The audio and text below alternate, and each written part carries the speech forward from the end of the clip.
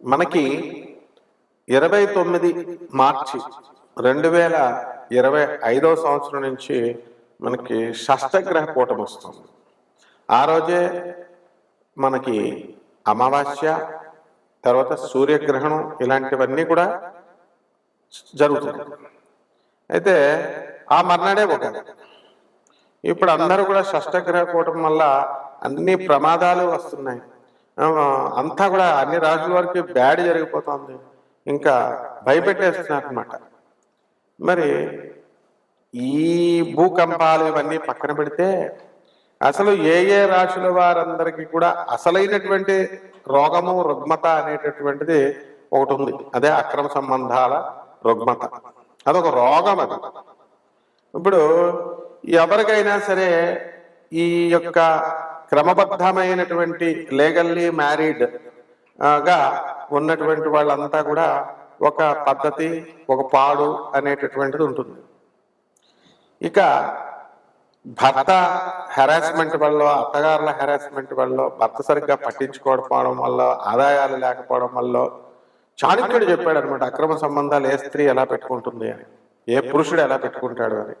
మరి భార్య దగ్గర నుంచి, భర్త దగ్గర నుంచి దుర్వాసన అనేటటువంటిది బాగా వస్తున్నటువంటి వాళ్ళు, అలాగే ఈ సంపాదన తక్కువగా ఉన్నటువంటి వాళ్ళు, భర్తలు మరుదులు ఉంటారు, మరుదులను ఇళ్లలో పెట్టుకున్నటువంటి వాళ్ళు, సమాన వయస్కులైనటువంటి వాళ్ళు ఉన్నటువంటి వాళ్ళు, ఇలా భర్త అందుబాటులో లేకుండా ఉండడము, ఇలా అనేక రకాలైనటువంటి ఫ్యాక్టర్స్ చెప్పబడి ఉన్నాయి. అక్కడ మనకి ఈ అక్రమ సంబంధాలు అనేటటువంటివి ఏర్పడతాయని క్లియర్గా చాణక్యుడు చెప్పాడు. అంటే ఎప్పుడు చూడండి, చాలా మంది భర్తలు మరి వీళ్ళంతా కూడా ఎలా ఉంటారు అని అంటే భార్యల్ని వేధిస్తూ ఉంటారనమాట. ఇక వీడు అక్రమ సంబంధాలు పెట్టుకుంటాడు, ఏంట్రా నువ్వు పెట్టుకునేది నేను పెట్టుకోలేనా అని చెప్పేసి ఈ కలియుగంలో కొంతమంది వర్గము మరి వాళ్ళు కూడా సమానత్వం కావాలని పెట్టుకుంటున్నారు అంతే. అండ్ ఇప్పుడు ఒక పెద్ద, అరే బాబు వెళ్ళి చదువుకోరా నాయన, నువ్వు ఫారెన్ లో మాస్టర్స్ చేసుకోరా అని తల్లిదండ్రులు డబ్బులు పాపం కష్టపడి ఎలాగో బ్యాంక్ లోన్లు అయ్యి పెట్టి పంపితే, లివింగ్ ఇన్ రిలేషన్ లో ఉన్నాను గురువు గారు, నాకు రిలేషన్ పెట్టుకున్నాను, ఆ అమ్మాయి నాకు చెప్పలేదండి గురువు గారు డైవర్స్ అయిపోయిందని, ఆమెకు ఒక కొడుకు కూడా ఉన్నాడండి, మరి ఇప్పుడు చెప్పిందండి, అంటే ఎన్ని సంవత్సరాల నుంచి ఉన్నవారు అంటే 2 సంవత్సరాలు వాడేసుకున్నాడు అమ్మాయిని, వాడేసుకుని ఇప్పుడు ఇవి డైవర్స్ అయిపోయింది, తర్వాత అంతకు ముందు సంవత్సరం నాకు చెప్పలేదండి అని చెప్తాడు. ఈ పిచ్చి పిల్ల పాపం ఇంకా వాడిని నమ్ముతానే ఉంటుంది. తర్వాత ఇంకొకటి లండన్ లో, మరి ఏమండి మరి నాకు భర్త వదిలేశాడండి, నేను ఇంకా పిల్లలు కలగలేదు, అయితే లండన్ లో జాబ్ చేయడానికి వచ్చాను, ఆ వచ్చినాడు వాడి రూమ్ లో వాడు ఉండొచ్చు కదా, వాడు ఒకడు తగిలాడు అనమాట. ఇప్పుడు ఈ మధ్యకాలంలో ఫారెన్ లో మనకి ఎంతో కష్టపడి ఉద్యోగాల కోసం వెళ్తారు, వెళ్ళినప్పుడు ఈ తల్లిదండ్రులు అందరూ పంపిస్తారు, అక్కడంతా తెలియనటువంటి అమాయకులు ఎవరు అంటే పాపం ఇండియన్స్ అనమాట. అక్కడ ఈ పంపించిన తల్లిదండ్రులకి తెలుసు, ఈ వీళ్ళకి తెలుసు అనమాట. ఆడవాళ్ళు మగవాళ్ళు రూములు షేర్ చేసుకుని ఉంటారు. అలా కొంతమంది పాపం మంచిగానే ఉంటారు, కానీ మరి కొంతమంది మాత్రము ఈ లివింగ్ ఇన్ రిలేషన్షిప్ లోకి, డేటింగ్ లోకి వెళ్ళిపోతున్నారు. ఇక పెళ్లి కాని పిల్లలే ఎలా ఉన్నారా అంటే, పెళ్ళైనటువంటి వాళ్ళు మరి వీళ్ళు కూడా, మా హస్బెండ్ మరి ఇలా చేస్తున్నాడు కాబట్టి నేను ఇలా చేయాలనుకుంటున్నాను, నేను ఫారెన్ తీసుకెళ్తాడని చెప్పి నేను పెళ్లి చేసుకుంటే ఫ్యామిలీ పర్సన్ నేను చేసుకున్నాను, వీడు ఎంతసేపు చెప్పినా మా అమ్మ, మా నాన్న, మా అక్క, మా చెల్లి అంటూ వీడుకుంటున్నాడు.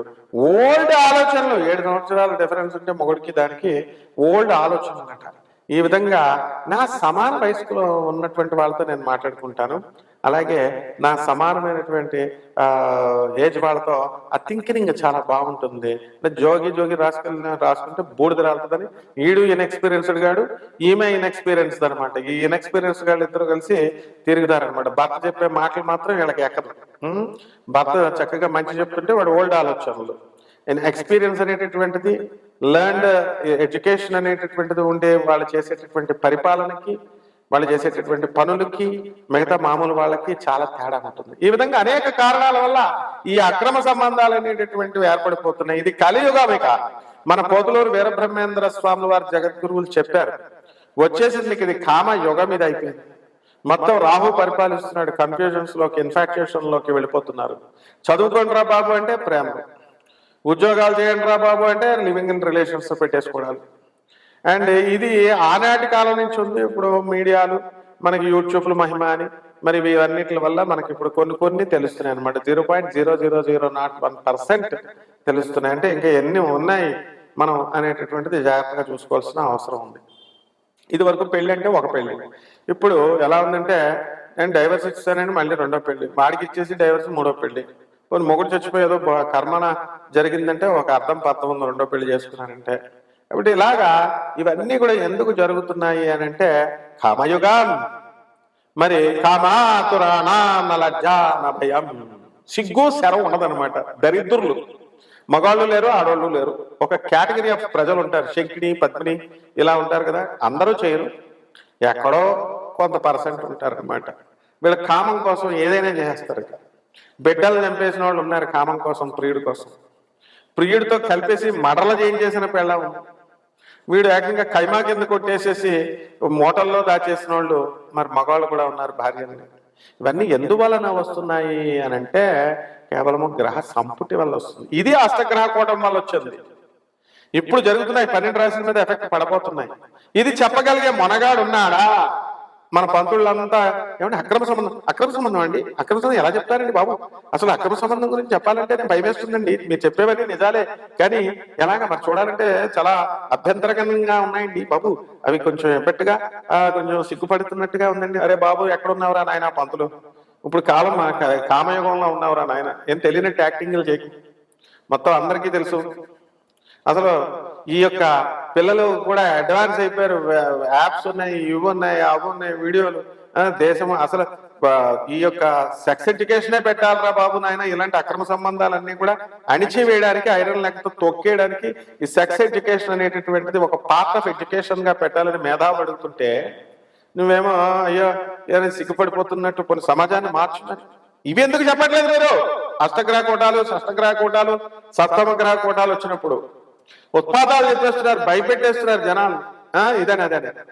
కాబట్టి శుక్రుడు రాహుతో కలిశాడు, మరి అవదా? గురువు రాహుతో కలిస్తే గురుచండాల యోగమేనా అని చెప్పినప్పుడు భ్రష్టత్వం అవుతున్నప్పుడు మరి శుక్రుడు రాహుతో కలిసినప్పుడు ఏం చేస్తాడు? అక్రమ సంబంధాలు పెట్టుకోరా? భార్య గయ్యాడిగా అయిపోదా? మొగుడిని సాధించదా?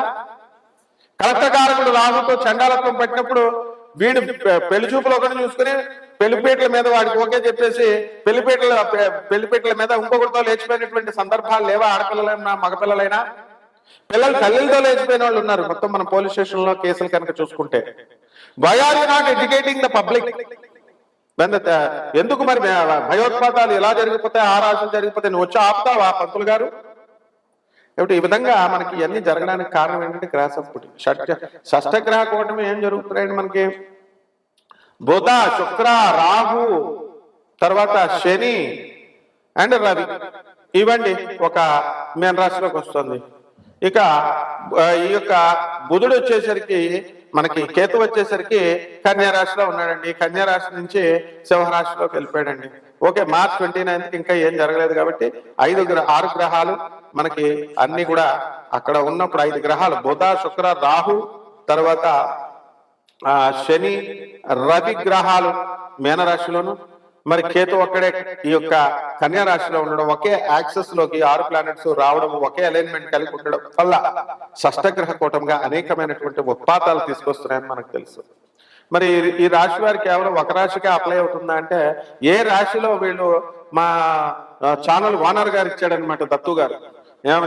ఏమండి మరి కన్యా రాశి వారికి ఏ వయసులో కర్మ సంబంధాలు ఏర్పడతాయి, అక్రమ సంబంధాలు అనేటటువంటివి ఏ వయసులో ఏర్పడతాయి? ఇదిగో అక్రమ సంబంధాలు కన్యా రాశి వారికి ఎందుకు ఏర్పడతాయి, ఏ వయసులో స్టార్ట్ అవుతాయి, మరి వీరి జీవితం మధ్యలో ముగిసేతేనా, చివరి వరకు ఎదగలరా, పరిహారాలు ఏమిటి? ఇదిగోండి మరి క్వశ్చన్.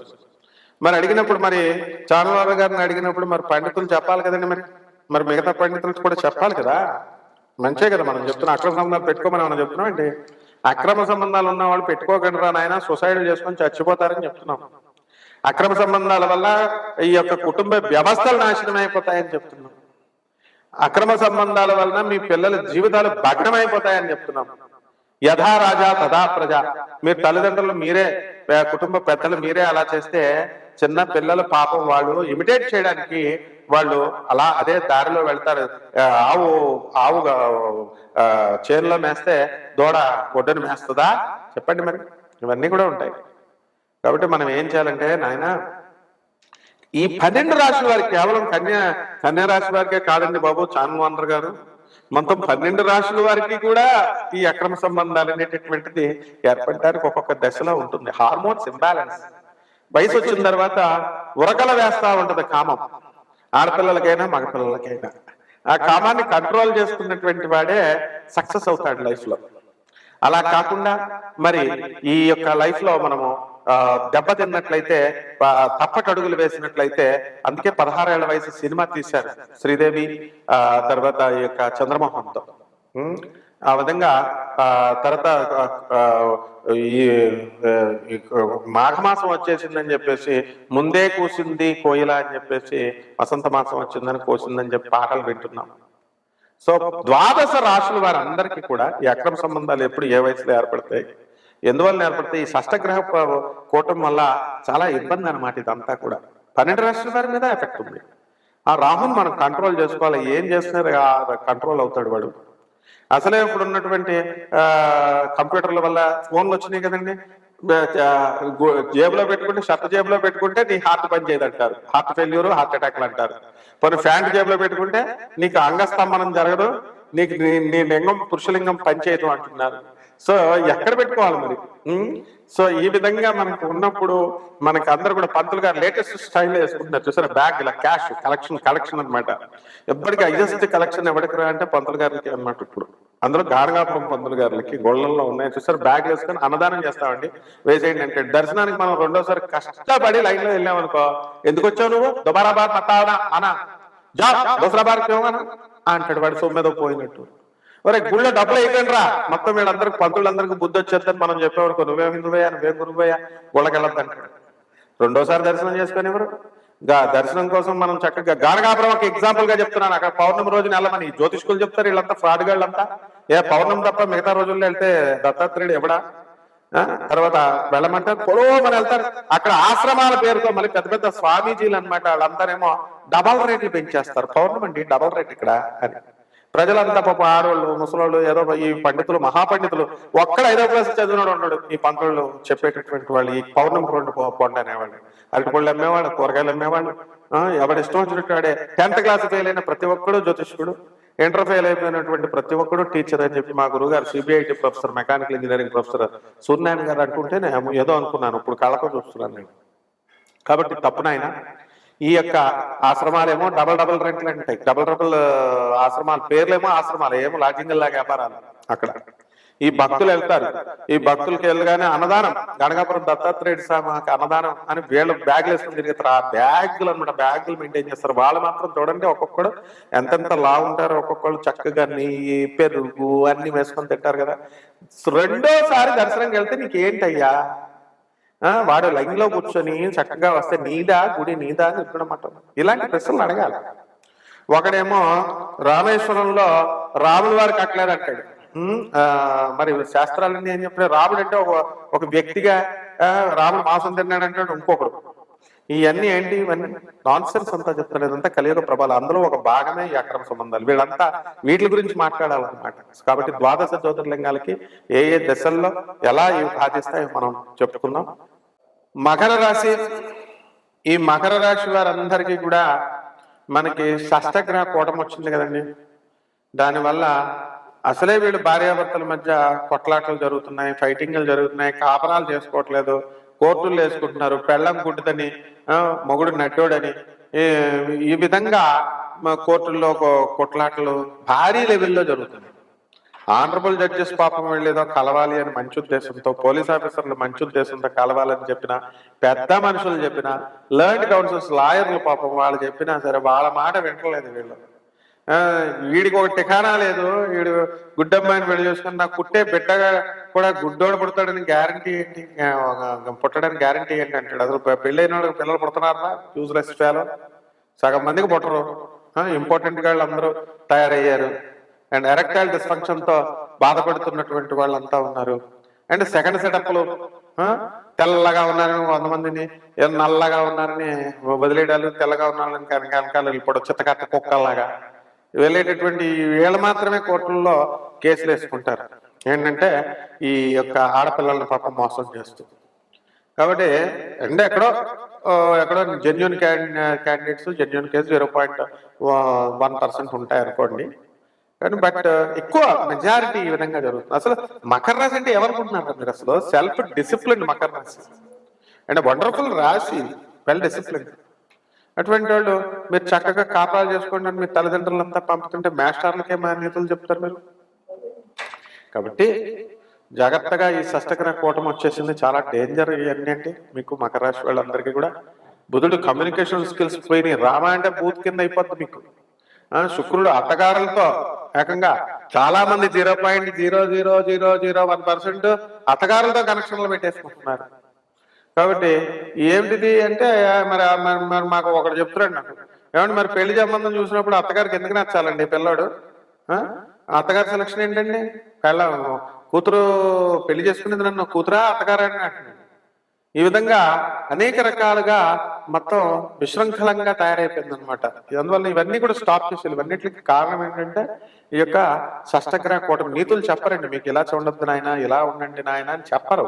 ఎందుకంటే మొహమాటం పోతుందన్న ఉద్దేశంతో వీళ్ళ యొక్క ఇమేజ్ డ్యామేజ్ అయిపోద్ది. బాబాయ్ నేను పెద్ద జ్యోతిష్యుడు, వీడికి నా 5వ క్లాస్ కూడా చదవడు, అరటిపళ్ళు అమ్ముతా ఉంటాడు. అయినా సరే బాబాయ్ నా ట్యాంపర్ అయిపోద్ది నా ఇమేజ్. ఏంటిది? మా టీచర్లు అందరూ అలాగే ఉన్నారు. మరి చెప్పారు, ఎందుకు చెప్పారు? చెప్పారు కాబట్టి ఎథిక్స్ మారల్స్ మనం ఫాలో అవుతాం, ఫాలో అవ్వాలి ప్రతి ఒక్కరు కూడా. సో ప్రతి జ్యోతిష్కుడు కూడా చెప్పాల్సిందే అక్రమ సంబంధాల గురించి. పోతుంది ఆయన పెట్టుకోకండి బాబు, ఈ షష్టగ్రహ కూటమి గురించి నీకు అది జరిగిపోద్ది, ఇది జరిగిపోద్ది, ఈ ప్రమాదం జరిగిపోద్ది అని చెప్తాడు. ఒకరిని నీకు చెప్తున్నాడా? మరి చెప్పాలి. కాబట్టి మకర రాశి వాళ్ళు చాలా జాగ్రత్తగా ఉండండి. ఆల్రెడీ ఎప్పుడో పెట్టేసుకున్నారు ఈ అక్రమ సంబంధాలు 0.001%. వాళ్ళు జాగ్రత్తగా వాటి నుంచి బయటకు వచ్చేసేయండి, లేకపోతే చాలా ప్రమాదంలో పడిపోతారు. కోర్టులో ప్రూఫ్లతో సహా తీసుకొచ్చి మీ పెళ్ళాన్ని చూపించేస్తారు. తర్వాత జడ్జిలు, ఆనరబుల్ జడ్జెస్ మీకు మామూలుగా ఉండదన్నమాట. చెతకే జింతాతే కోర్టుల్లో కేసులు ఎలా ఉంటాయంటే ఊరేసేయడమే అనమాట. ఏంటంటే బాబు అక్రమ సంబంధం పెట్టడానికి ఊరేండి, ఉరిశిక్ష అండి. సుప్రీంకోర్టు సైటేషన్స్ ఉన్నాయండి. లివింగ్ ఇన్ రిలేషన్స్ ఉండొచ్చండి. మొగుడు ఉండగానే, పిల్లలు ఉండగానే మేము వేరే వాళ్ళతో ఉండొచ్చండి. అంటే ఆ సందర్భాలు వేరే, అన్ని వేరే. నేను పెట్టుకోమని చెప్పారు ఆ జడ్జి గారు. సో జాగ్రత్తగా ఉండండి. ఈ యొక్క మకర రాశి వాళ్ళందరికీ కూడా ఏలినట్స్ వెళ్ళిపోతుంది. ఈ మార్చి 29 లోపల మీ అక్రమ సంబంధాలన్నీ బయటపడిపోతాయి. కాబట్టి కంత్రియాశ లేకుండా ఎవరెవరైతే ఉన్నారో ఇమీడియట్ గా వీళ్ళంతా కూడా జాగ్రత్త పడిపోండి. అదేవిధంగా ఇక మిగతా వాళ్ళందరూ కూడా పెట్టుకోమని ఎంకరేజ్ చేసే బోకు ముండలు, బోకుగాళ్ళు అందరూ చుట్టుపక్కల ఉంటారు. వీళ్ళని ఇమీడియట్ పక్క గెంటేసేయండి. లేకపోతే చెప్పగా వేమ తినగా వేమ తీయగా ఉంటుంది. 10 సార్లు అబద్ధాలు చెప్తే నిజమైపోద్దని వాళ్ళ ఇన్ఫ్లుయెన్స్ అబెక్ట్మెంట్ ఎంకరేజ్ చేసేటటువంటి ఇది వల్ల వాళ్ళందరికీ వాళ్ళ మీద అబెక్ట్మెంట్ కేసేసేస్తామని తెలియదు, ప్రథమ వేషాలు వేస్తే. కాబట్టి ఈ రకంగా ఉంటుంది. కాబట్టి జాగ్రత్తగా ఉండండి. వీటి నుంచి బయటకు వచ్చేసేయండి ఈ అక్రమ సంబంధాల నుంచి. శుభమస్తు.